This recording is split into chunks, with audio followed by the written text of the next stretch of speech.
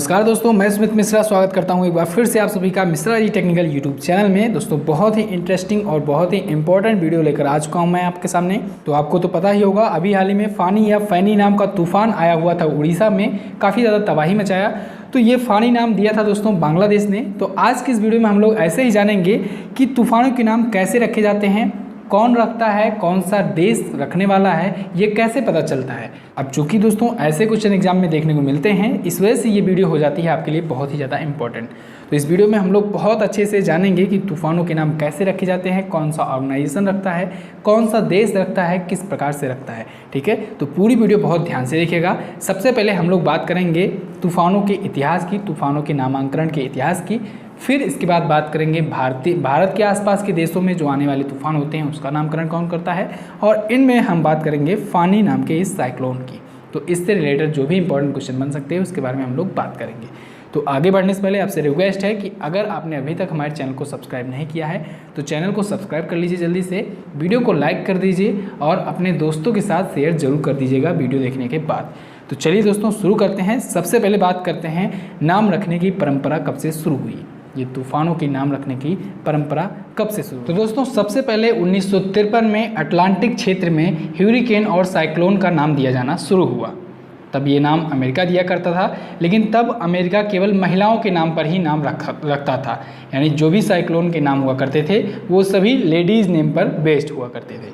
अब ये ladies name चाहे वो किसी मूवी के कैरेक्टर का नाम हुआ या फिर किसी और फेमस कैरेक्टर के नाम का, फेमस लेडी के नाम पर रखते थे। ठीक है, फॉर एग्जाम्पल अगर बात करें कि एक इरमा नाम का साइक्लोन आया हुआ था, तो इरमा नाम के साइक्लोन का नाम जो था वो हैरी पॉटर नाम की एक फेमस मूवी है, आप लोग भी देखे होंगे, मूवी काफ़ी फेमस मूवी है अमेरिका की। तो उसमें एक फेमस कैरेक्टर है इरमा पिंस, तो उसी के नाम पर, उसी लेडी के नाम पर इरमा नाम का साइक्लोन रखा गया था। लेकिन दोस्तों साल 1979 के बाद से, 1979 के बाद से अमेरिका ने मेल और फीमेल दोनों पर नाम रखना शुरू कर दिया। यानी कि 1979 के बाद जो नाम आने लगे, साइक्लोन आने लगे, उनका नाम मेल और फीमेल दोनों पर रखा जाने लगा। तो अगर करंट टाइम पर बात करें, अभी बात करें अमेरिका की, तो अमेरिका प्रत्येक वर्ष 21 नामों की लिस्ट तैयार करता है। 21 साइक्लोन के नामों की लिस्ट तैयार करता है, जो कि ऑड इवेंट पर बेस्ड होती है। यानी कि एक नाम मेल का होगा और दूसरा नाम फीमेल पर होगा। ठीक है, साइक्लोन के नाम क्लियर है। ऐसे ही दोस्तों अगर ऑस्ट्रेलिया की बात करें, तो ऑस्ट्रेलिया में जब साइक्लोन आता है तो वहाँ पर वहाँ के करप्ट लीडर्स के नाम पर रखा जाता है। यानी कि जो भ्रष्ट नेता होते हैं उनके नाम पर साइक्लोन का नाम रखा जाता है।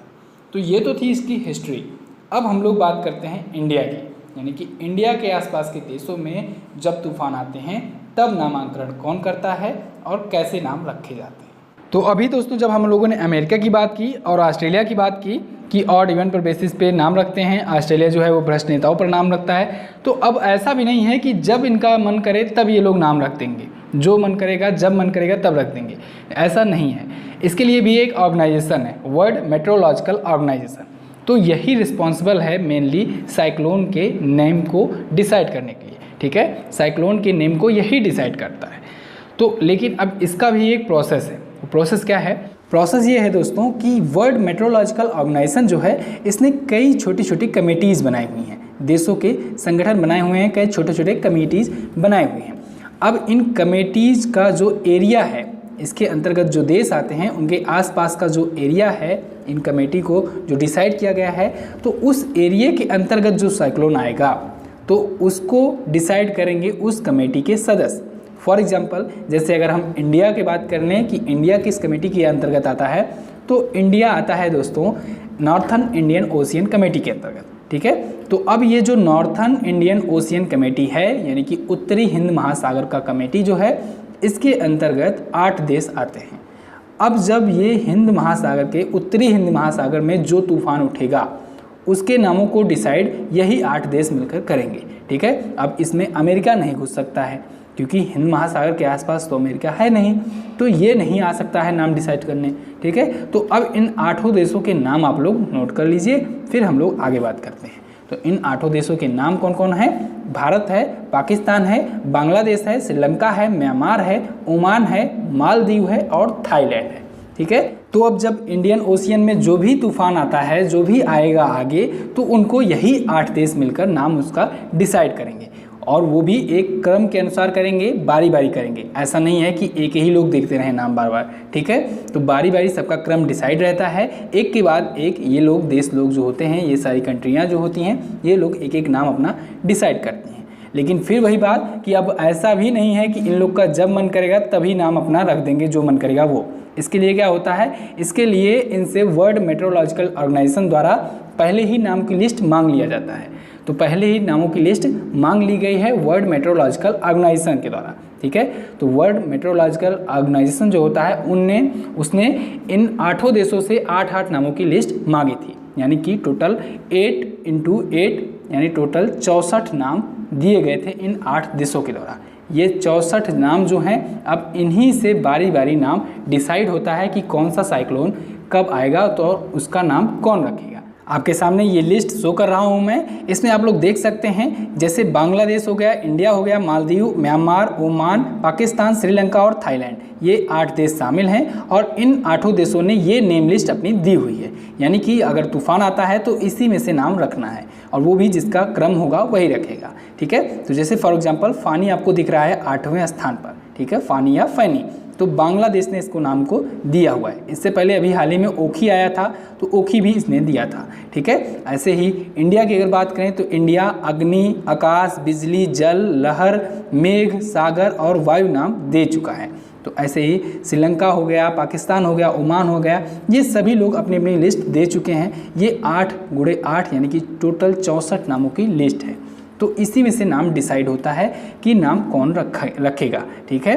तो अब जैसे फॉर एग्जांपल अभी हुदहुद आया था, ठीक है, कुछ दिन पहले हुदहुद नाम का, तो ये जो था ये ओमान ने दिया था नाम। तो ये एक चिड़िया के नाम पर रखा गया था, तो ओमान ने इसको नाम दिया था, इस वजह से इसने नाम रख दिया। तो अगर आपसे क्वेश्चन पूछा जाएगा कि जैसे हुदहुद नाम का तूफान किस देश के द्वारा दिया गया, तो आप बताएंगे ओमान। इसी प्रकार से आपसे अगर पूछा जाए कि हाल ही में आए हुए तितली नामक तूफान का नाम किसने दिया था, तो तितली नाम आपको दिख रहा है पाकिस्तान के रो में, तो पाकिस्तान ने दिया था तितली नाम, ठीक है। बुलबुल नाम भी पाकिस्तान ने ही दिया है। तो इसी प्रकार से क्वेश्चन बनते हैं, तो इस प्रकार से नाम डिसाइड होता है। क्लियर है? बिल्कुल, बहुत अच्छे से आपको समझ में आ गया होगा अब आई थिंक। अब हम लोग बात करते हैं उड़ीसा में आए हुए तूफान की, जो कि था फानी या फैनी, ठीक है। तो दोस्तों ये जो फानी या फैनी नाम का तूफान था, ये उठा है बंगाल की खाड़ी से, ठीक है। बंगाल की खाड़ी यानी बे ऑफ बंगाल से ये उठा था और उड़ीसा के तट पर जाकर टकराया। इसके बारे में हम लोग आगे बात करेंगे, पहले हम लोग नाम के बारे में बात कर लेते हैं। तो नाम जैसे कि मैंने बताया कि बांग्लादेश ने ये नाम दिया है फानी या फैनी, तो वहाँ पर इसका मतलब होता है नाग का फन, ठीक है। तो फैनी जनरली वहाँ पर कहते हैं उड़िया और बांग्ला भाषा में, लेकिन हम लोग हिंदी में फानी कहते हैं, ठीक है। तो इसका सीधा सा मतलब होता है नाग का फन। जो सांप होता है, नाग होता है, उसी का फन, उसी के फन को कहते हैं फैनी वहाँ पर। क्लियर है? ये दोस्तों काफ़ी पावरफुल तूफान माना जा रहा है। पिछले 2 दशकों में, पिछले 20 सालों में ये सबसे ज़्यादा पावरफुल साइक्लोन माना जा रहा है। इससे पहले 1999 में इससे ज़्यादा तेज़ साइक्लोन आया हुआ था।